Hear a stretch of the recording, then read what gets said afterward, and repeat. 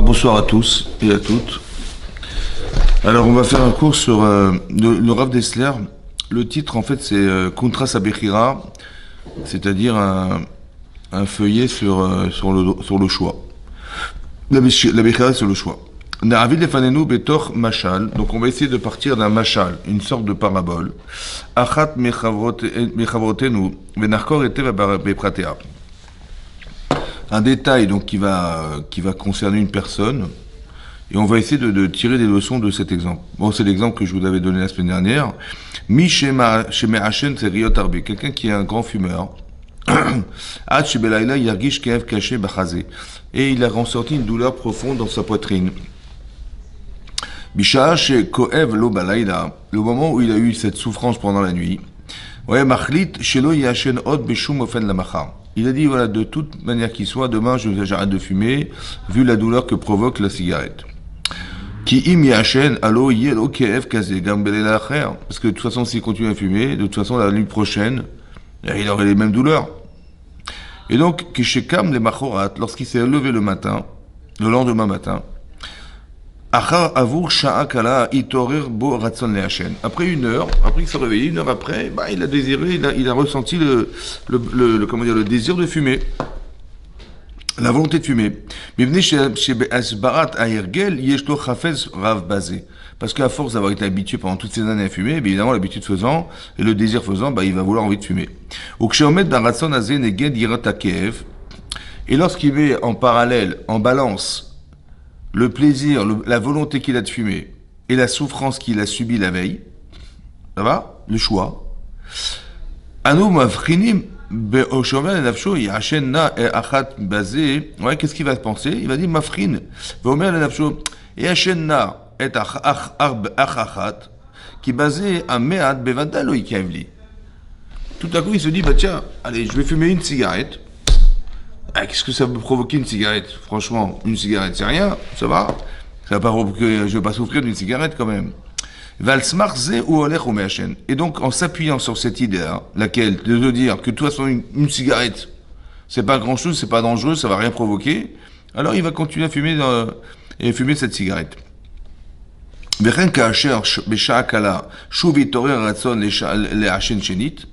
Au bout d'un certain temps, il a de nouveau envie de fumer, et en fumer une deuxième. Il va se redire encore une fois, ça n'en est qu'une. Ça va, une cigarette dans un paquet, c'est rien, ça va.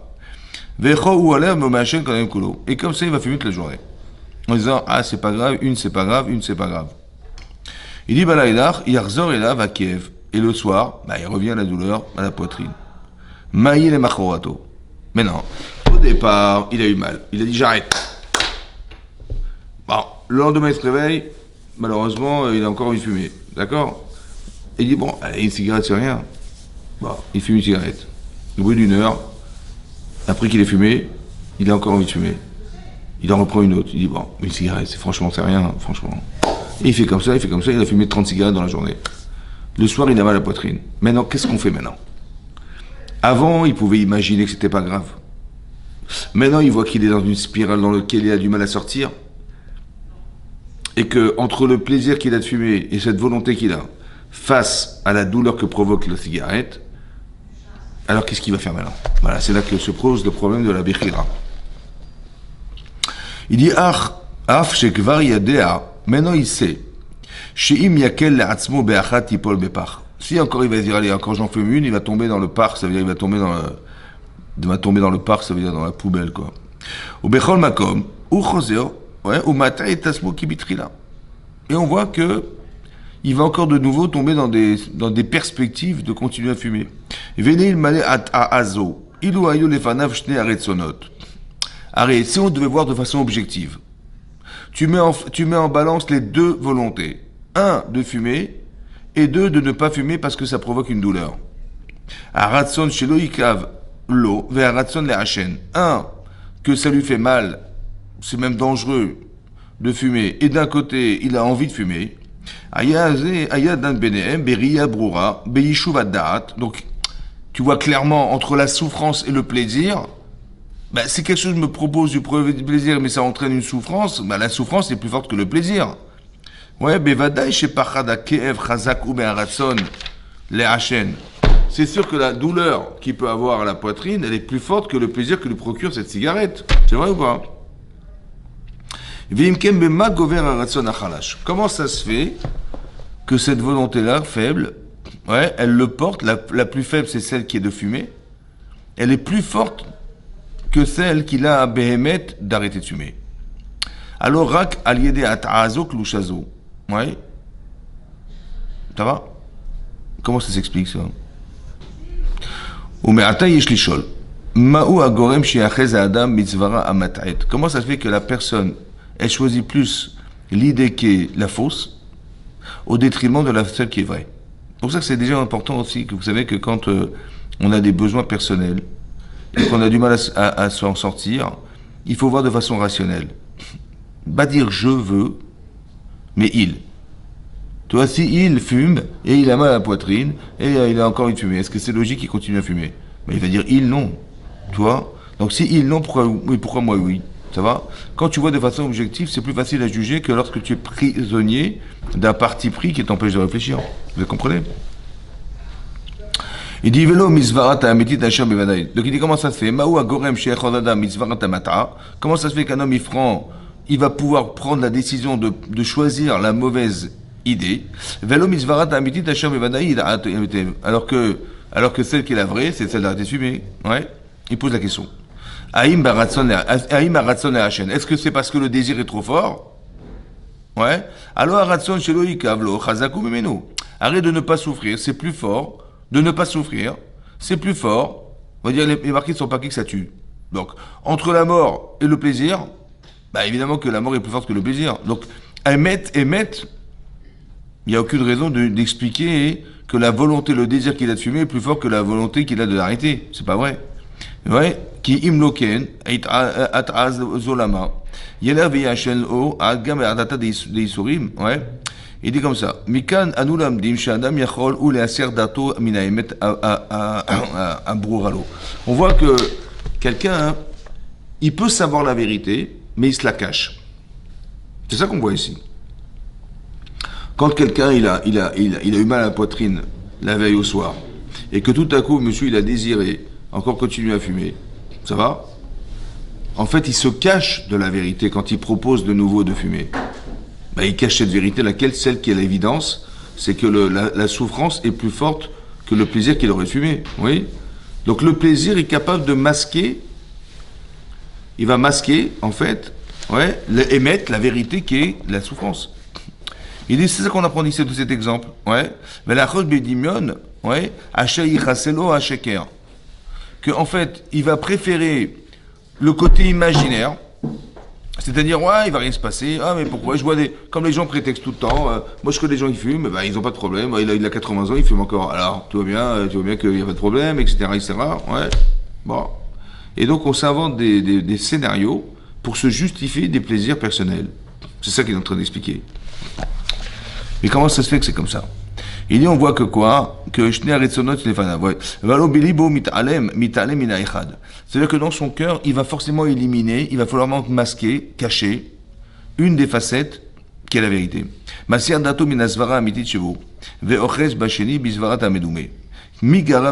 Donc la question est posée, comment ça se fait que psychologiquement, quelqu'un, oui, dans l'exemple qui est donné, quelqu'un il sait qu'il a eu mal à la poitrine en sachant qu'il a fumé trop.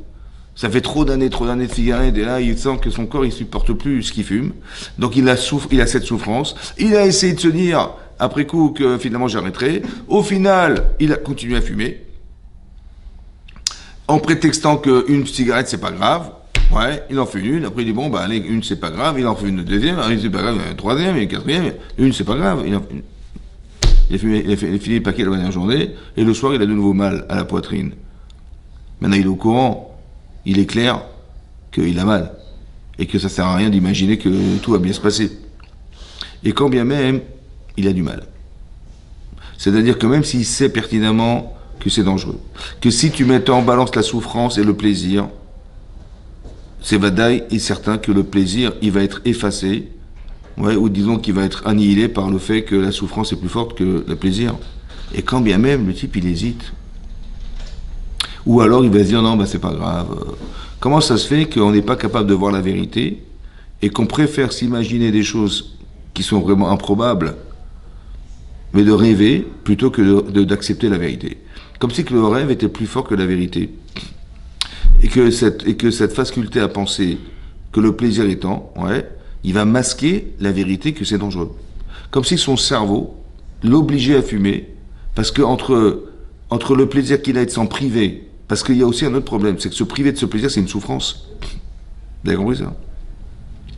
D'un côté, il sait que c'est dangereux. Il sait qu'il a mal. Mais de se priver, c'est une autre souffrance.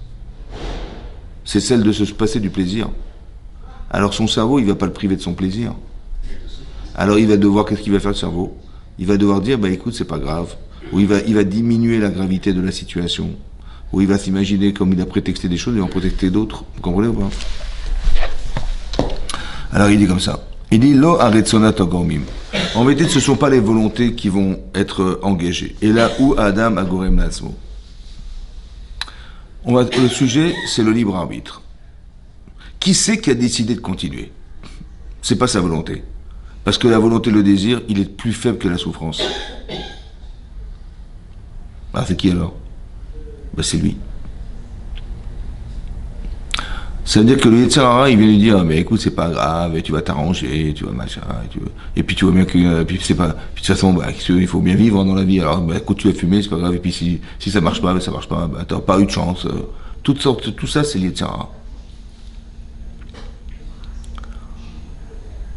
Et donc, qui c'est qui a décidé qu'il va suivre son Yetzer Hara? C'est lui. Ça veut dire que vous comprenez que c'est extraordinaire, quand même. Ça veut dire que, il y a une chose qui est une évidence. L'autre, c'est des inventions. Et le type, il préfère s'imaginer des inventions que de choisir le Hémet. C'est fou quand même. C'est lui qui a décidé. C'est en ça qu'il est coupable. Il est coupable de ne pas avoir choisi la vérité. Il aurait dû se poser la question, mais qu'est-ce que je gagne à me mentir? En vérité, je sais bien que c'est dangereux. Et tout ça, c'est des prétextes, c'est bidon. Ça va? Il aurait dû dire, mais quel intérêt j'ai de me mentir? Alors, la réalité, c'est que c'est dangereux. La réalité, c'est que c'est dangereux. C'est ça le Hémet. C'est la vérité, c'est la réalité. Ça, c'est dangereux. Qu'est-ce que je m'imagine n'importe quoi? Mais c'est dangereux. Ça va? Vesov kolsov, imeshma à la dimion yeklikev chazak balayna. En vérité, si je réfléchis 2 minutes, si je continue à fumer, j'écoute mon imaginaire, ce soir je vais souffrir. Le problème, c'est que les gens ne se posent pas la question. Ils veulent pas se la poser. Parce que si tu te la poses, tu vas souffrir autrement. C'est te priver de ce plaisir. Vous avez compris? Le Yachen. S'il avait réfléchi comme ça, il avait dit, mais qu'est-ce que je gagne à fumer? Et puis je sais bien que même si je continue, de toute façon, je vais en souffrir.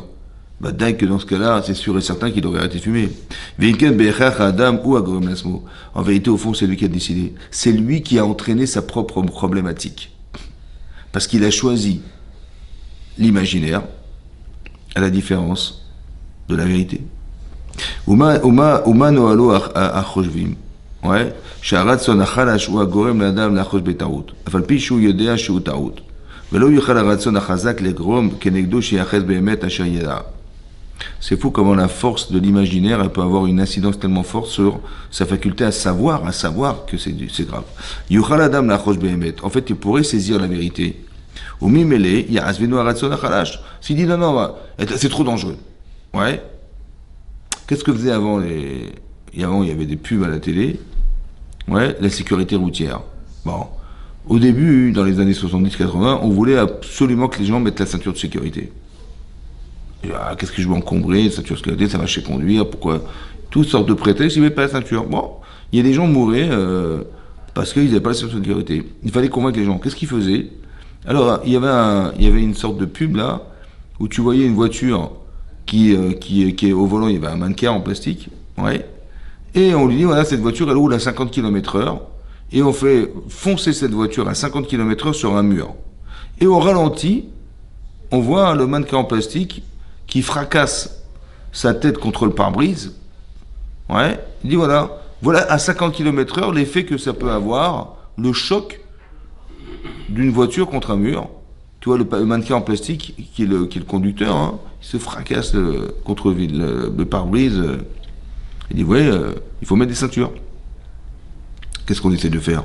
On essaye de dire que la vérité, c'est la réalité. C'est ça la vérité. La vérité, c'est pas que tu vas t'en sortir. La vérité, c'est pas que il va rien se passer. La vérité, c'est pas que tu sais bien conduire. La vérité, c'est bidon.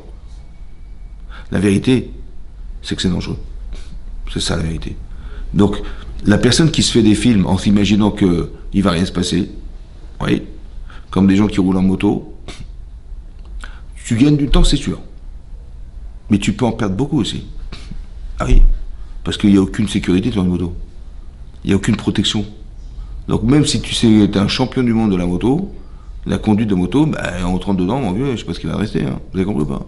Combien de gens ils ont été handicapés à la vie, combien ils sont morts en moto, parce que vous allez sur le périph' tous les jours, il y a des motos qui sont... vous avez compris? Ça veut dire que d'un côté, ton imaginaire, il te fait dire que tu gagnes du temps, et c'est vrai que tu en gagnes. Mais d'un autre côté, entre quand tu mets en balance la dangerosité de la moto par rapport au bénéfice qu'on a de gagner un quart d'heure, ouais, bah tu te dis, est-ce que ça vaut le coup, quoi? Ouais. Et combien après les gens ils sont tellement sûrs d'eux-mêmes que tu les vois rouler sur la périph' ou dans le machin, ils roulent, ils font des slaloms, quoi. C'est pratique. Parce que tu gagnes du temps, tu passes entre les voitures. Mais ceux qui sont dans la voiture, ils vont pas forcément voir à la vitesse où ça va que le type il va passer à 60 km/h à sa droite ou à sa gauche. Vous avez compris? Donc il suffit qu'il change de voie, paf, ça y est, c'est le choc. Et non, va t'en sortir de ça.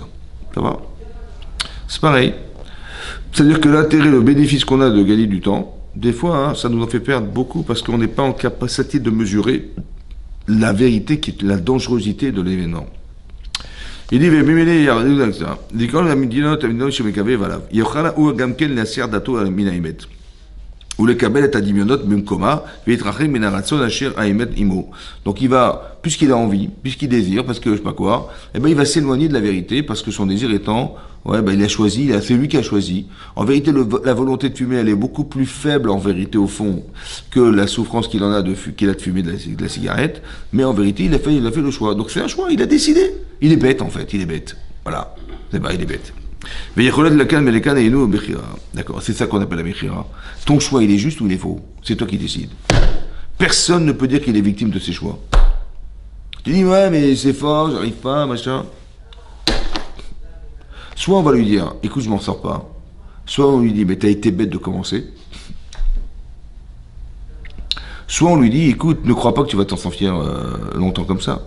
Soit tu t'arrêtes, soit tu te fais soigner, tu vois. Mais si tu continues, ce sera pire. Il faut accepter le émet. C'est un choix. La vérité, c'est que c'est dangereux. Il faut que tu l'acceptes. C'est ça d'être mécabel, c'est ça de prendre sur soi ses choix. Que en fait, ce cap-là de choisir, vous avez compris que le choix, c'est quand on a toujours deux possibilités. C'est ça le choix. La liberté de choix, c'est de savoir qu'on a deux possibilités. Après, qu'est-ce que tu décides? Alors réfléchis. Ne te laisse pas emporter parce que tu vas croire que je sais pas quoi. Le seul responsable, c'est toi. Ve'en siba j'étais sauvé vota. Et là où, Beatzmo, il n'y a rien autour qui va graviter autour de lui, qui va le pousser à faire, etc. Au fond, tu sais bien quel est le émet. Donc c'est toi qui décides. Ve'ine siba rishona alors. Ouais, veze bidouk, ouais, badouk umnus. Et l'adam asher gavar alitzro, afilu rak pamachat. Quelqu'un qui un jour dit, bah écoute, je m'arrête. Il a été mitgaber en français, ça veut dire qu'il a fait un effort, il a été un gever, un homme. Il a été quelqu'un de fort, plus fort que son rêve, plus fort que son imaginaire. C'est ça, mitgaber. Quand une personne elle a une fois fait ça, ça veut dire quand je dis non à la cigarette, et je dis oui à quoi? Ben je dis oui à ma vie. Dans l'exemple qui est donné là. Je renforce, je muscle ma vie au détriment de mon imaginaire. Quand j'ai décidé d'arrêter, j'ai dit j'arrête. Pourquoi t'arrêtes? Parce que je veux vivre. Donc tu as dit oui en choisissant. Tu as cette conscience d'avoir dit oui au émet et tu as dit non à ton imaginaire. Il dit, Machiel achaz behemet bechol tokef. Aval mi shelo itgaber al yisro me'olam. Quelqu'un qui n'a jamais fait cet effort, dans n'importe quel domaine, il se retient jamais, en fait. Il n'a pas eu le plaisir d'avoir réussi à se retenir. Il dit, Olo yachol lafrin inyan tekla. Il ne pourra jamais comprendre ce qu'on dit aujourd'hui. Quelqu'un qui n'a jamais eu la capacité de retenue, il a très envie de faire une avéra, il a très envie de faire des choses, mais c'est interdit. Il ne s'est jamais retenu. Ça va? Il ne peut pas comprendre que c'est nécessaire. Donc il a toute sa vie est faite de rêves. Ça va? Donc à la fin de sa vie, où est-ce qu'il va aller, lui? Dans un monde de rêves, qui n'est pas la réalité. Vous comprenez? C'est peut-être ça l'enfer. L'enfer, c'est un endroit où il aurait jamais fallu être. Ou alors, c'est l'endroit qui n'est pas lui. Vous avez compris que la vraie personne, c'est celle qui aurait dû choisir la vérité, et celle qui a choisi le contraire, c'est pas elle. C'est son imaginaire, c'est pas la personne, c'est son imaginaire. Il a choisi son imaginaire. Vous imaginez ou pas?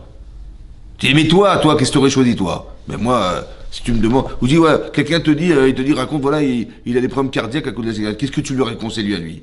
Ben je lui aurais dit d'arrêter. Mais si pour toi, le maître, c'est d'arrêter, après tu te le dis pas toi-même. Ah, pour moi, c'est dur. Mais ça veut dire que alors c'est qui l'autre, alors? Celui qui a décidé qu'il devait continuer, c'est qui, alors? Ben, c'est toi, mais tu as décidé que ta vie, elle serait... Voilà, c'est ça. Il faut qu'on arrive à comprendre que cet exemple-là, c'est un exemple pour savoir où est-ce que le émet, où est-ce que le sheker, où est-ce que la vérité, où est-ce que le mensonge. Il faut choisir la vérité. Donc, ça peut être une réalité physique, de santé, de parnassa, de rencontre, tout ça, il faut savoir mesurer qu'est-ce qui est vrai, qu'est-ce qui est faux. On étudie la Torah pour au départ déterminer, ou bien on doit savoir la Torah, on doit la connaître, et on doit la comprendre pour savoir choisir le émet. Parce que si tu n'as pas cette connaissance, bah, tu ne peux pas te retenir puisque tu n'as pas. Retenir de quoi? Il n'y a pas de choix. Vous avez compris? Entre ce que je sais de émet et ce que je vois, tu devrais te choisir. Bon, bah, tu peux te tromper dans ta vie, mais au moins tu peux choisir. Mais si tu ne connais pas la Torah, comment tu vas choisir? Entre la maladie et le plaisir, bah là, tu sais que la maladie, c'est dangereux pour ta santé, et tu sais que le plaisir, bah, c'est quelque chose d'aléatoire, mais tu peux choisir.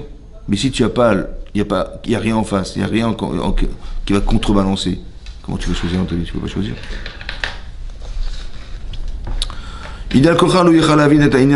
Donc celui qui n'a jamais fait l'effort il ne peut pas comprendre ce sujet de Bechira.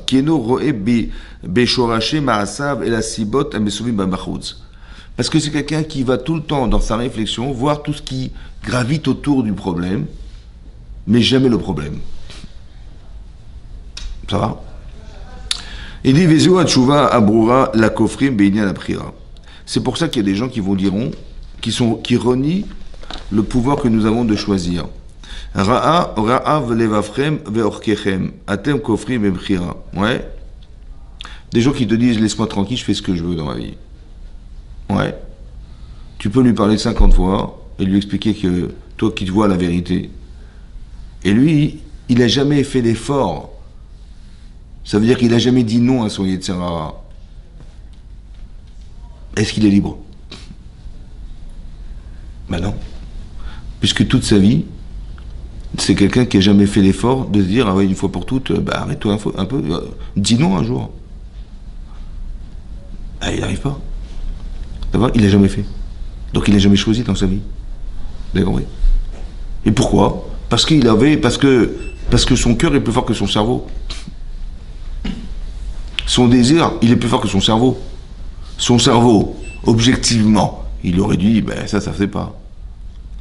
Ben lui, non, il n'écoute pas son cerveau, il écoute autre chose. Il écoute ses besoins, ses envies, etc. Donc, et ça peut occulter le fait que.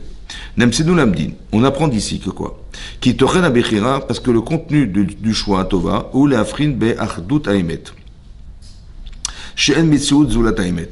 En vérité, la vérité, c'est la réalité. Ou la réalité, c'est la vérité. Voilà, c'est concret. Tout le reste, c'est du vent. Il dit, Vezou akoar shel akarat abore itbarach. Abechira ara'a i shemafrin gam et hasheker kemsiut.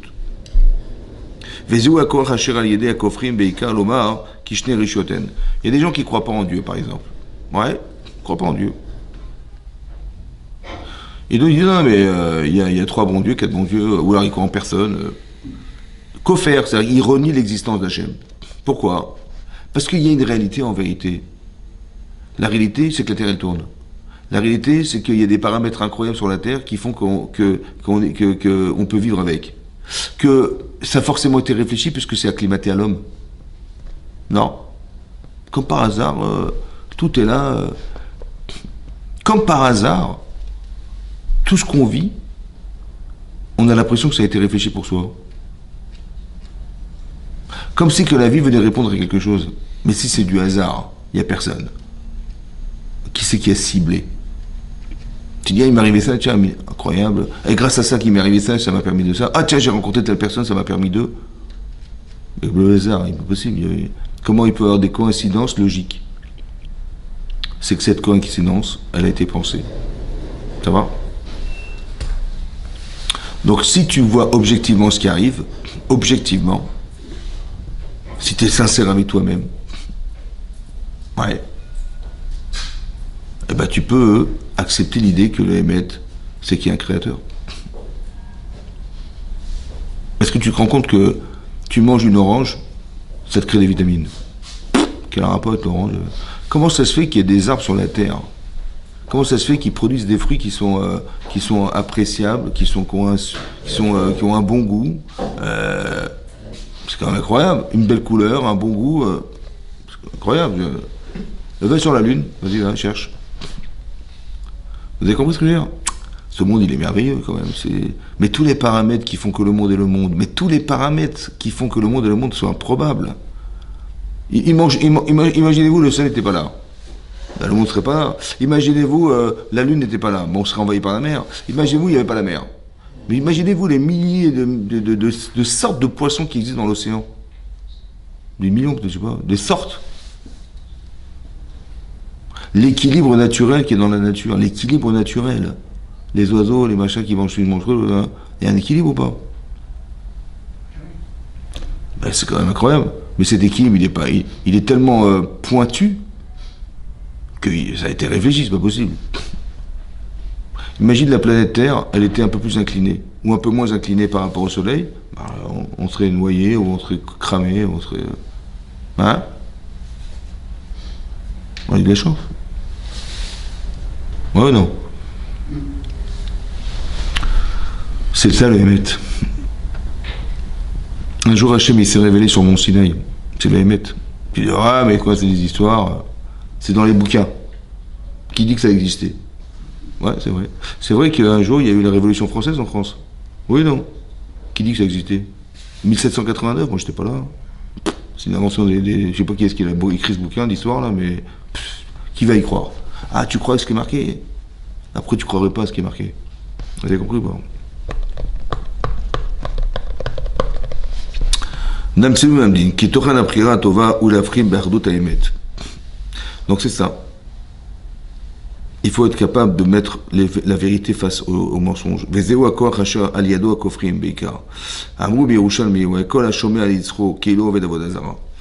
savez que l'imaginaire, ce que tu t'imagines, c'est pas forcément toi. Parce que tu réfléchis, tu penses. C'est vrai? Mais qui dit que c'est ce que tu crois qui est vrai? Tu penses, tu imagines, tu interprètes. Je vous avais dit une fois plusieurs exemples. C'est marqué dans la Torah hein, que quand Moshe Rabbeinu avait tardé à descendre, on devait l'attendre au bout de 40 jours. Oui. Et il a tardé à descendre. Ça fait 6 heures qu'on attend. Là-bas, c'est marqué dans Rashi, le Satan, le mauvais penchant, il leur a montré le linceul de Moshe Rabbeinu flottant dans l'air. Ils ont dit, il est mort. En fait, ils n'ont rien vu. C'est le Satan qui leur a fait croire. Ça veut dire quoi faire croire? C'est que dans leur tête, ils avaient tellement besoin de Moshe Rabbeinu. C'était tellement improbable qu'ils ne descendent pas du mont Sinaï. C'était tellement impossible qu'il ait tardé. Qu'il est forcément mort. Parce que quand tu tiens à la personne, ben quand tu vois qu'il n'est pas là, tu penses au pire. C'est comme ça. Oui. Mais non, pourquoi tu penses au pire? Ton voisin, il t'a dit qu'il va rentrer, ton fils. Ça va? Il est venu, il est pas rentré de l'école. Normalement, tous les jours, il est rentré à 16h30, il est là, tous les jours. Mais il n'est pas rentré. Ça va? Qu'est-ce que tu imagines? Au bout d'une demi-heure, Le pire. il s'est fait écraser, on l'a kidnappé. 1 heure, alors je ne sais pas, 1 heure de retard, tu peux pas le téléphoner. Ton voisin dit, mais non, t'inquiète pas, ça va, il va rentrer, t'inquiète pas. Mais toi, tu penses au pire, parce que tu tiens, lui, il tient pas trop. Ou il tient moins que toi. Mais toi, tu tiens ton fils, tu tiens tes enfants. Oui, non? Donc quand tu tiens aux gens, bah, tu penses au pire. Quand tu sais pas. Mais qui c'est qui t'a fait croire? Bah, tu t'imagines. Vous savez ce qu'il fait? Le Yetzirah, il utilise l'attachement qu'on a de nos enfants contre nous-mêmes. Tu t'imagines. Vous avez compris ça? Il leur a montré le linceul de Moshe Rabbeinu. Ça veut dire que quand on est dans une situation de panique, où on ne peut pas forcément réfléchir objectivement, parce que c'était la panique, c'est le pire. Parce que quand tu paniques, qu'est-ce que tu vas dire? Tu vas réagir. Tu vas pas réfléchir, tu vas réagir. Et quand tu réagis, c'est pas toi. Donc quand ils ont pensé, etc., et qu'ils ont choisi de faire le veau d'or, tout ça, ça a été fondé sur de l'imaginaire. Vous imaginez ce que ça veut dire, ça? Mais qu'est-ce que tu vas dire d'autre? Il n'est pas descendu du Mont Sinaï. Et puis c'est pas le style à nous cacher quelque chose. Ouais. Mais s'il n'est pas descendu, c'est qu'il a échoué. Comme ça, ils ont pensé. Ils ont pensé. Je lui dis, mais qui te dit que c'est vrai ce que tu penses? Il dit, mais comment, qu'est-ce que tu veux dire d'autre? Je ne sais rien. T'as raison, j'en sais rien, mais je vais quand même pas prendre l'initiative de faire sans savoir. Tu dis, mais tout ce que tu dis, c'est logique, mais c'est pas forcément vrai. Et Bémet, c'était faux. D'accord?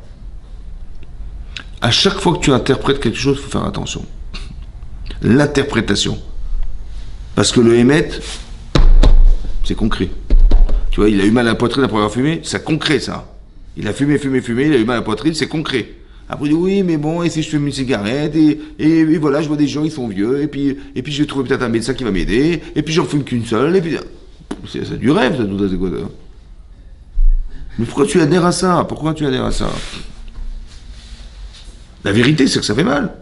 La vérité, c'est que ça tue. Ça, c'est la vérité. Ça, c'est concret, ça. Par contre, ce que tu imagines, ce que tu crois, c'est oui. Tu dis, mais il n'est pas descendu. Alors, c'est pas, il va pas nous cacher quand même que, il va pas se cacher pour nous faire une surprise quand même, mon cher Vélo. Tu t'es imaginé, c'est une imagination. Yosef, il leur a dit, vous allez vous prosterner devant moi. Tu dis, maintenant, il se prend pour qui celui-là? Ça va, ouais. Ah bon, Yehuda va se prosterner devant toi? Ah bon? Le roi d'Israël? T'as pas honte? Ça va? Tu dis, bon, tu t'es imaginé que Yosef, il avait dit à son frère, tu vas te prosterner devant moi en tant que roi. Tu t'es imaginé. C'est ça que t'as imaginé, oui? Et donc, il va lui prendre sa place, et ça s'est entraîné qu'ils l'ont vendu, ils l'ont tué, ils l'ont vendu esclave. À cause de quoi? D'une interprétation imaginaire d'un rêve qu'ils ont semblé être inexplicable autrement. Bah, qu'est-ce que tu veux dire d'autre? En fait, c'était le roi d'Égypte. Ah ouais, d'accord, on s'est gouré. T'es racham, toi, t'es intelligent, toi. Bah oui, qu'est-ce que tu veux dire d'autre? Ah, parce que tu sais pas quoi dire d'autre, alors c'est forcément la vérité. Mais pourquoi tu as choisi de le vendre sur des explications imaginaires? Vous avez compris ça? Des fois, c'est ça. C'est pas toi qui penses. On te fait croire.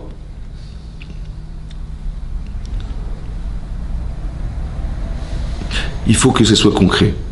Il faut que tu saches la vérité pour choisir. Mais si tu la connais pas, tu n'as aucune chance de te retenir. Tu vois?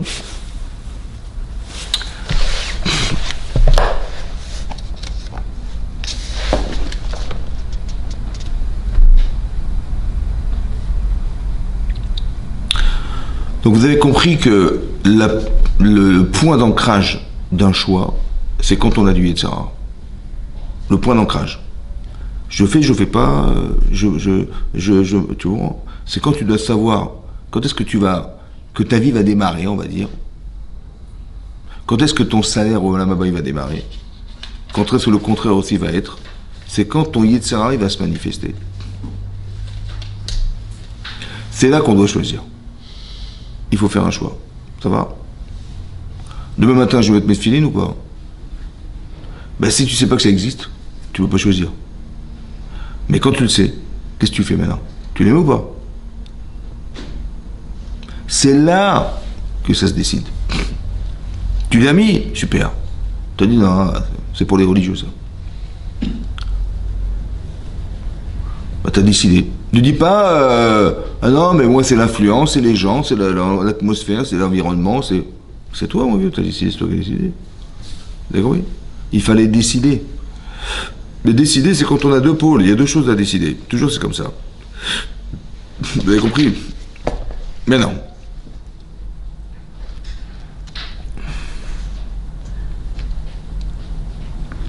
Yesh et Fresh Gadol, il y a une grande différence. Ben Makom Nekudat Aprira Shekavu Min Hashamaim ou Ben Asher Kavu Adam Beasmo Alede Priorota Makodmot.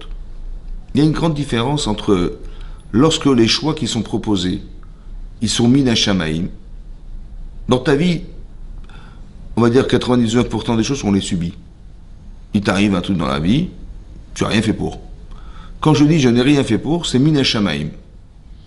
Ça va? Maintenant, il m'est arrivé quelque chose. Le problème, c'est de traduire quelle était la volonté de ce qui m'est arrivé. Il faut décider. Mais c'est différent que lorsque c'est des choses qui sont issues de mes choix personnels, de mon vécu antérieur. J'ai vécu des choses dans ma vie. Je suis la somme de tous mes choix. C'est vrai? Maintenant, en fonction de tes choix, tu vas devoir décider. Ou alors en fonction de ce qu'on te fait vivre, tu vas aussi devoir décider.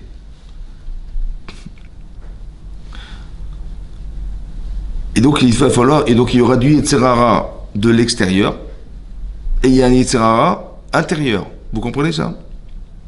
Yetzirara, ça veut dire que tu risques de mal interpréter une situation que tu subis dans ta vie. Tu risques de mal interpréter une situation que tu subis dans ta vie, et tu risques de mal interpréter ce que tu ressens de tes choix personnels. Comme ici, la cigarette.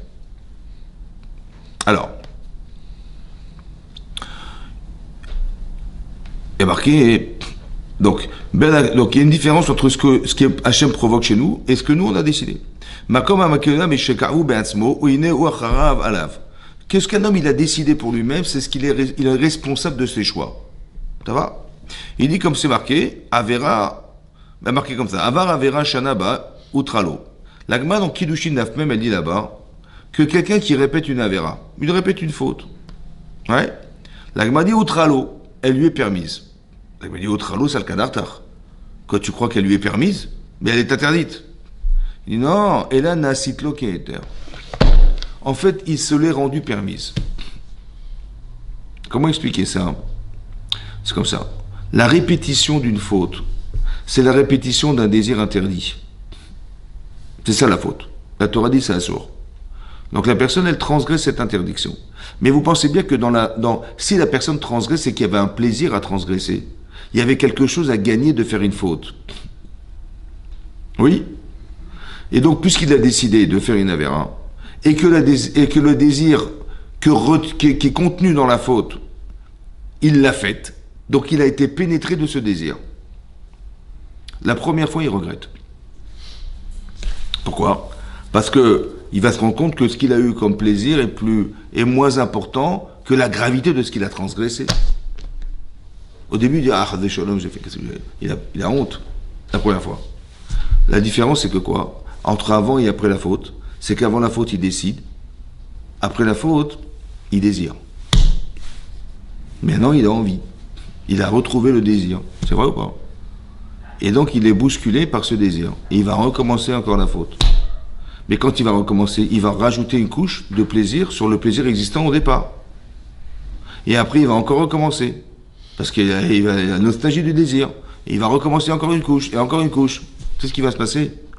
C'est qu'il a tellement plaisir à faire cette faute-là, maintenant, à bout de 3, 4, 5 fois, qu'elle va devenir permise. Ça veut dire que son cerveau, il va considérer que c'est quelque chose qui est important et vital pour lui, ou du moins ce plaisir, il ne peut pas s'en passer.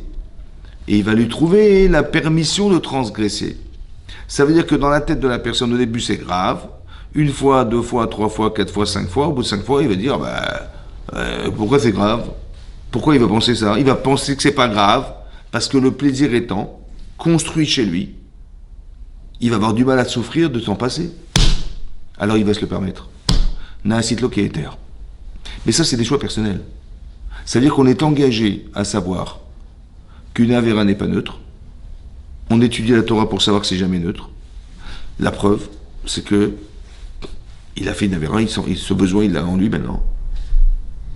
Ouais. C'est comme au départ, le type, il voit quelqu'un fumer, il dit, ouais, ça a l'air intéressant. Et ça, c'est un homme, ça, tu vois, ça, c'est un homme, ça. Il a une cigarette, ça, c'est un homme, tu vois. Et d'autres, c'est des femmettes, un peu de cigarette.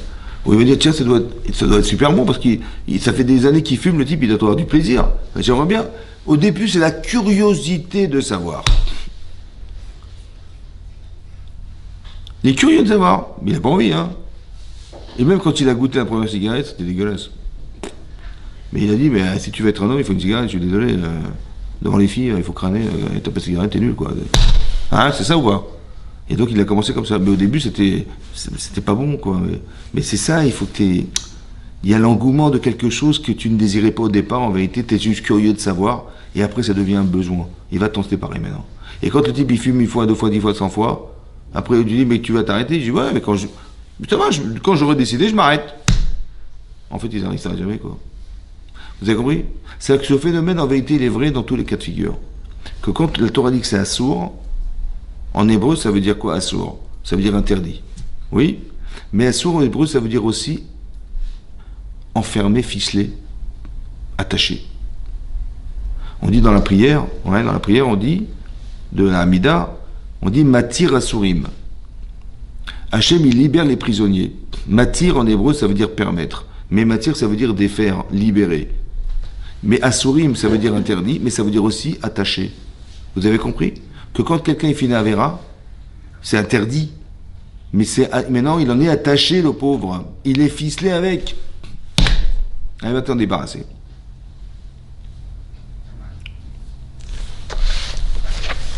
C'est ça qui est amen. Il y a une avéra. Vous avez compris que si une avéra entraîne une avéra, une faute entraîne une faute, vous avez compris l'inverse aussi est vrai. Qu'une misva entraîne une misva. Ça veut dire que quand on fait une misva, j'aurais voulu ne pas la faire, mais j'ai dit allez, je vais la faire. J'ai choisi. Et bien ce désir qui est dans la misva, il m'a pénétré dans mon cœur. Et bien demain, j'aurais envie d'en refaire une autre. Et après une autre, et une autre, et une autre. À un moment donné, je ne peux plus m'en passer. Parce que le plaisir que procure la misva, c'est exactement la même chose que le plaisir que procure la avera. C'est pareil. Mais parce que ça existe dans la misva, alors on est obligé de le faire dans la avera. Vous comprenez ça? Juste que la différence, c'est que l'imaginaire qui est provoqué par le Yitzhara, il va pousser l'homme à faire une faute pour le perdre. C'est toi qui dois décider non. Dis pas, c'est pas de ma faute, c'est pas machin, et j'avais envie, tu pouvais avoir envie du contraire. Tu pouvais avoir envie de faire la mitzvah ou de te refuser à faire une avera plutôt que d'avoir envie de faire la avera. Non? Donc qui c'est qui est responsable? Il n'y a que toi. C'est ça qu'elle a marqué. Ouais, et là j'ai été. Ouais, Pirouche. Afalbi chez nous vers Ba'ed Kederech Abkhira, Shari Avera qui est Eteri Benav, Mikol Achariou. Maintenant que le type il est fou maintenant. Il a envie de faire la avera, le faire. Il est marqué dans la Gemara dans Shota qu'un homme, dans certaines avérotes, Nichtne Sabur ou Archtut, il est rentré en lui un vent de folie. Ouais. Par exemple, tu vas prêter de l'argent à quelqu'un, ou tu vas faire un business avec quelqu'un, et du jour au lendemain, le type, il part avec la caisse, il part aux États-Unis. Tu dis, mais attendez, on est associés, ça fait 20 ans qu'on se connaît. Ou lui, tu lui prêtes de l'argent en liquide, tu dis, mais c'est mon meilleur ami. Bon, tu vas prêter 20 000 euros en liquide. Et après, au bout de l'échéance, tu dis, alors, bon, tu me rembourses? Rembourse? Rembourse quoi? Bah, je t'ai prêté 20 000 euros quand même. 20 000 euros. Non, je connais pas ça, je n'ai pas souvenir. Tu dis, attends, mais des amis quand même. L'argent, ça rend fou quand même. Hein. Tu vois? Ça s'appelle rouage tout ça. L'argent et les femmes, ça rend fou. Ça veut dire. Hein? Les hommes aussi, ça. Non, les hommes, non, je veux dire, la sexualité féminine, je veux dire que quelqu'un il désire une femme, ça peut le rendre malade. Le désir, ça rend fou. Ouais. Ça veut dire qu'il est tellement dans le désir qu'il a du mal à se retenir. C'est comme ça. Tu vois. Mais ça rend fou, ça veut dire quoi, ça rend fou? Ça veut dire que... Et si le type, il est fou, est-ce qu'un fou, il peut choisir? Il y a marqué, un homme ne faute si ce n'est il a un rouarch tout, un vent de folie qui est rentré en lui. S'il est fou, est-ce qu'il est en capacité de choisir? Ben non. Alors comment ça fait qu'il est condamné? Il est fou. Il est condamné pas parce qu'il a fait. Mais comment ça se fait qu'il est rentré dans le jeu de la folie? C'est ça le problème. Un type, il est au bord d'une margelle de puits. Un puits. Il se penche pour voir s'il y a de l'eau dans le puits. Ouais. Et il se penche, il veut voir, il n'arrive pas à voir. Il a sa torche, il voit, il est profond, il veut voir si au fond du puits il y avait de l'eau. Il prend sa torche, il se penche comme ça, il dit tu vois pas qu'il y a un vent qui vient, il tombe dans le trou. Il dit mais c'est pas de ma faute, c'est le vent qui m'a fait tomber dedans. Il dit tu ne pouvais pas prévoir qu'il y ait le vent, non? Tu te penches comme ça, tu prends pas le risque de... Tu dis mais c'est pas ma faute, le vent il m'a poussé, je suis tombé dans le trou. Et dans le puits, je suis tombé dans le puits. Je lui dis mais réfléchis.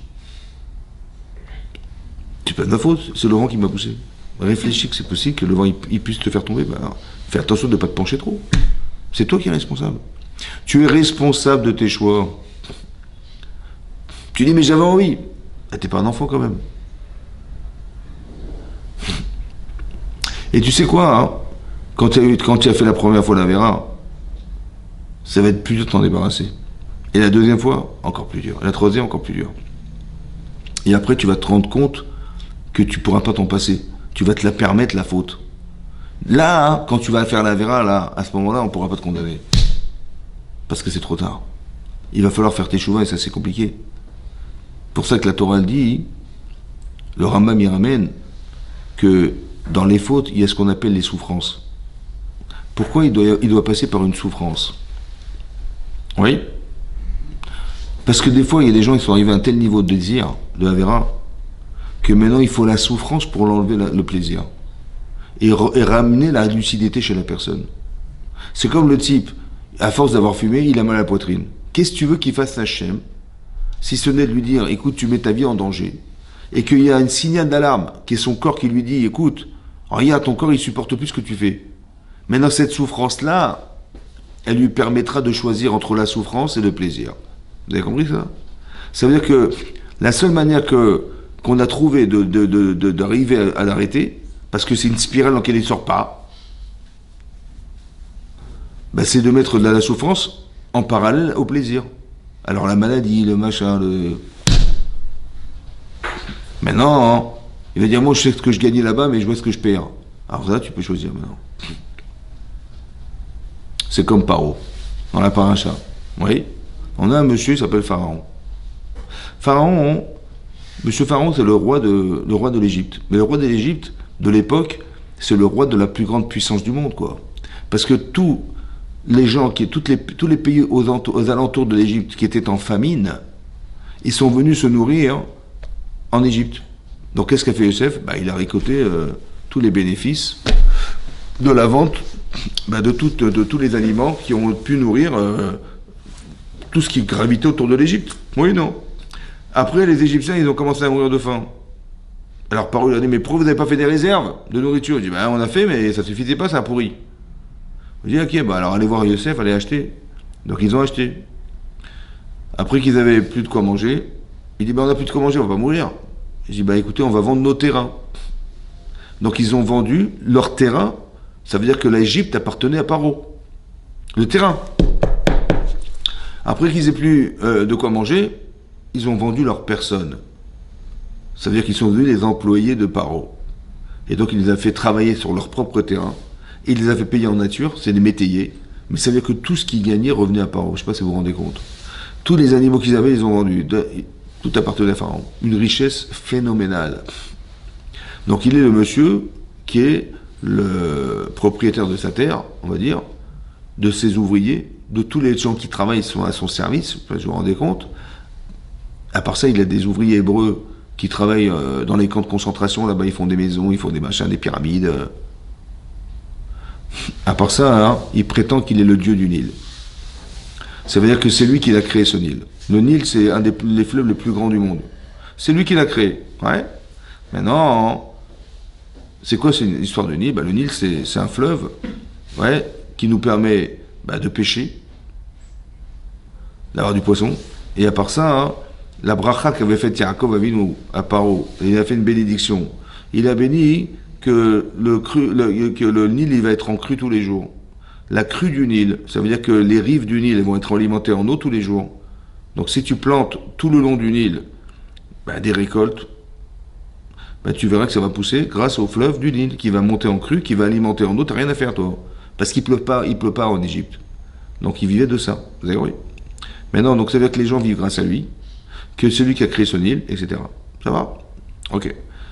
Maintenant, Hachem, il entend la souffrance des Bnei Israël. Il crie Il dit à Moshe Rabbeinu, tu vas aller voir Paro. Et tu vas lui demander d'aller sortir les Bnei Israël d'Égypte. Et de les laisser libres. Ils vont venir à 3 jours de marche, ça veut dire sur le mont Sinaï là-bas, pour recevoir la Torah, et ils vont faire la fête là-bas. Voilà ce qu'il a dit. Paro, il a dit, j'ai pas compris, vous avez le temps de réfléchir ou voilà? Hein? Je vais vous rajouter du travail. Et dorénavant, vous allez fabriquer des briques, mais il va falloir chercher la paille. Avant, vous la procurez, maintenant c'est vous qui allez la chercher dans les champs. Voilà ce qu'il a dit. Alors, ce qui est intéressant, c'est qu'il a choisi de les faire souffrir. Oui ou non? Pourquoi? Parce que c'est soit lui qui va souffrir, à l'idée de les laisser partir, parce que c'est des gens irremplaçables, c'est des problèmes économiques, c'est des manifestations, c'est la risée du monde, c'est des renvois. Tout ça, ça l'empêche de les renvoyer. Alors tu sais quoi? Pour ne pas que je souffre, il faut que tu souffres. Alors je te rajoute du travail. Ça, c'est un rachat, ça. C'est quoi un rachat? C'est que il veut pas choisir de souffrir, lui. Par contre, pour ne pas qu'il souffre, il faut que les autres souffrent. Oui, parce que sinon ils vont se rebeller contre lui. Vous avez compris, moi? Ça, c'est un rachat, ça.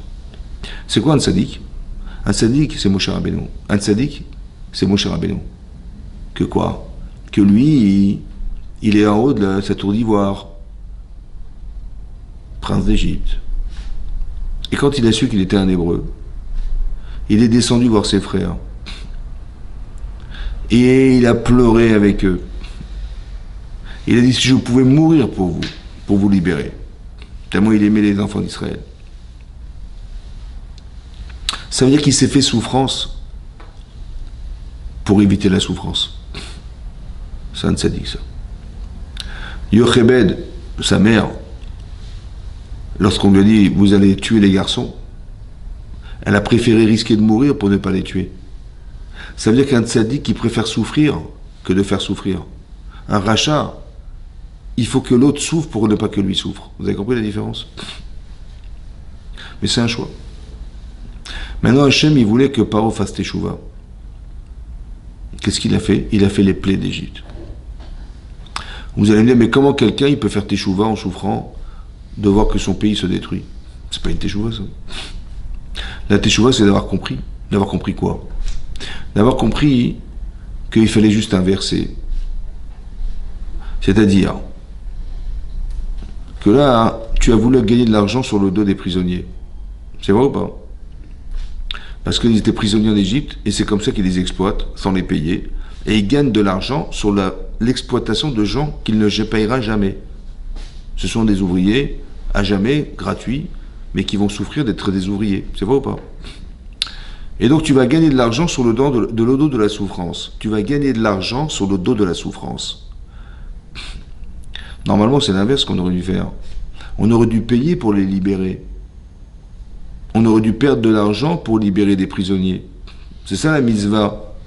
Quand quelqu'un est pris en captivité, la mitzvah, c'est de payer pour libérer les prisonniers. Oui ou non? Lui, c'est l'inverse, lui. Il faut qu'il soit prisonnier pour qu'il gagne de l'argent. C'est un rachat. Qu'est-ce qu'il faut faire? Il aurait fallu qu'il ait pitié d'eux et de dire c'est pas grave si je gagne pas d'argent pour peu qu'ils soient libres. vas souffrir. Qu'est-ce que les gens diront de toi? Tu vas souffrir. Qui c'est qui va remplacer les Hébreux? Tu vas souffrir. Tu vas devoir payer des gens qui vont être salariés alors qu'eux ne le sont pas. Tu vas souffrir parce que les gens vont se plaindre d'avoir libéré les prisonniers. Tu vas souffrir parce que qu'est-ce qu'on va dire de toi? Toi, le dieu du Nil, tu vas souffrir. C'est pas grave. Un tzaddik, il aurait dû dire, c'est pas grave, je prends sur moi, pour peu que vous sortiez d'ici.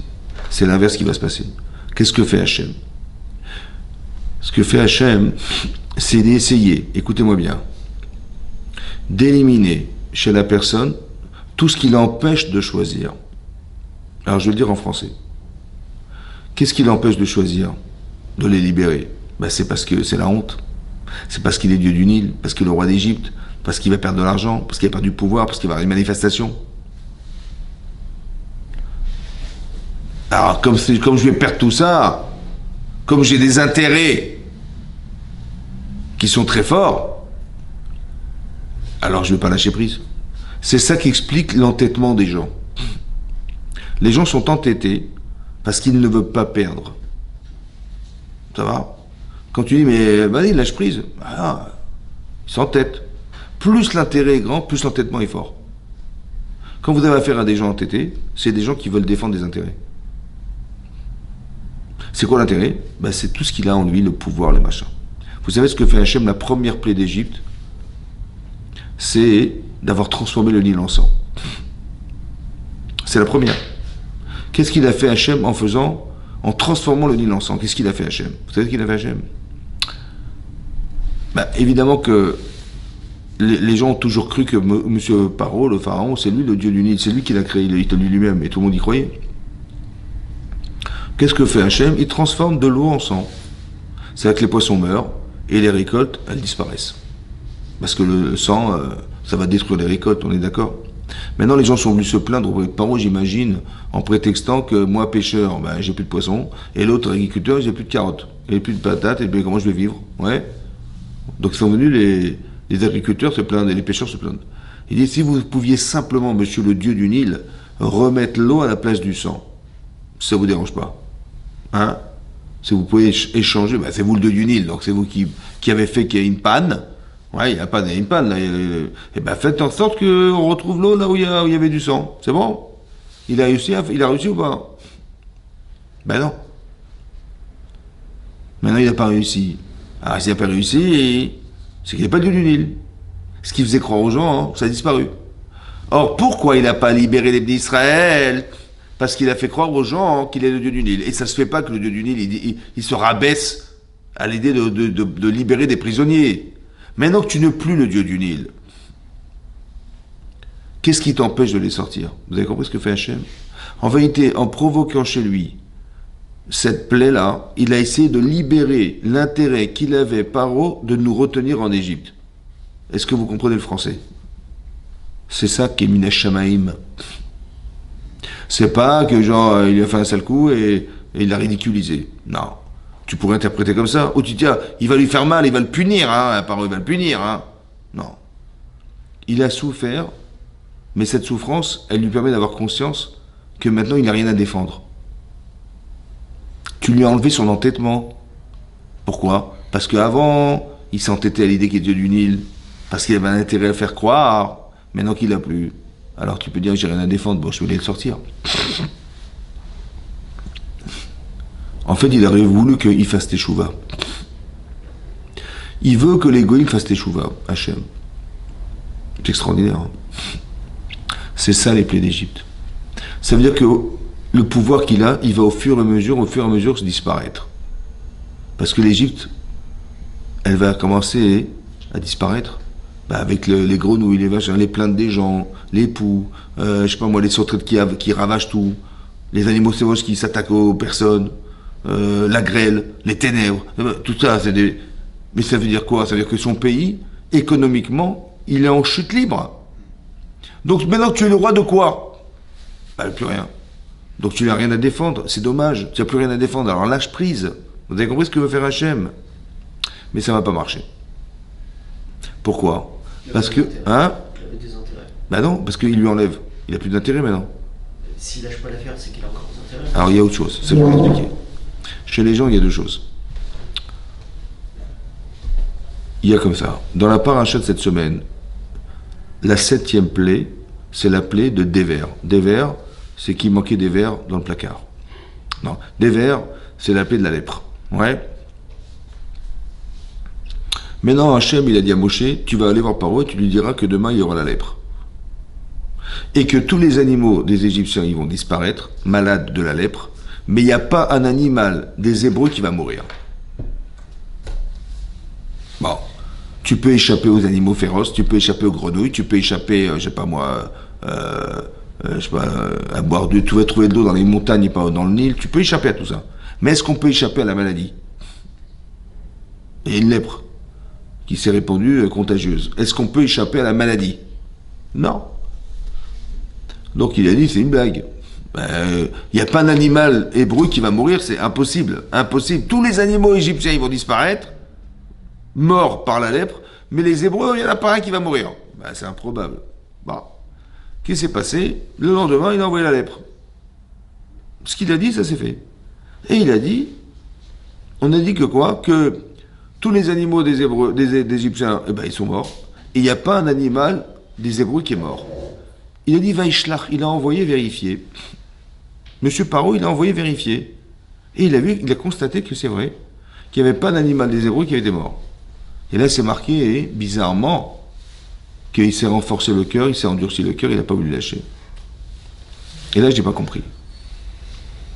Tu lui as démontré A plus B qu'il a tort. Et le type, il s'entête. Comment c'est possible? Hein? Il y a des gens, tu crois qu'il faut leur expliquer leurs erreurs. Et tu expliques logiquement, et tu prends 2 heures à lui expliquer, il conteste, hein? Quand finalement tu as réussi à le convaincre qu'il a eu tort, il dit, t'as raison. Mais laisse-moi tranquille, je m'en fous. Ça va? Donc là, on n'a pas affaire à un intellectuel. On a affaire à quelqu'un qui s'en fout. Ça veut dire que c'est caractériel. Tu as compris? Il y a des gens qui sont honnêtes. Ils vont dire, si tu...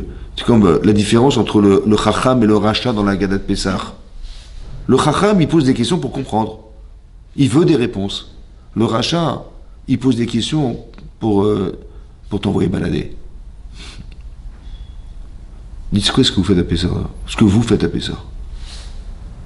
Ça veut dire que lui, il s'exclut, là. Tu comprends? Il dit, ce que vous faites. En fait, la question, c'est pas avoir des réponses. C'est juste dire, laisse-moi tranquille. Tu as compris, pas? Mais c'est un problème de caractère, ça. C'est pas un problème de volonté de savoir. Il n'attend pas des réponses comme le Chacham, il dit, mais tiens, qu'est-ce qu'on fait à Pessah? Dites-moi, expliquez-moi. Il est avide de savoir par la question, et donc la question, c'est un manque de connaissances qu'il voudrait combler. Ça, c'est le Chacham, ça, c'est le sage.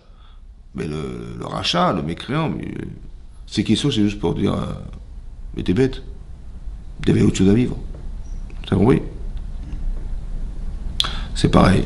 Ça veut dire qu'il y a marqué ici que quand il n'a pas vu, normalement, il aurait dû baisser les bras en disant, waouh, vous m'avez impressionné, votre Dieu, il est spécial quand même.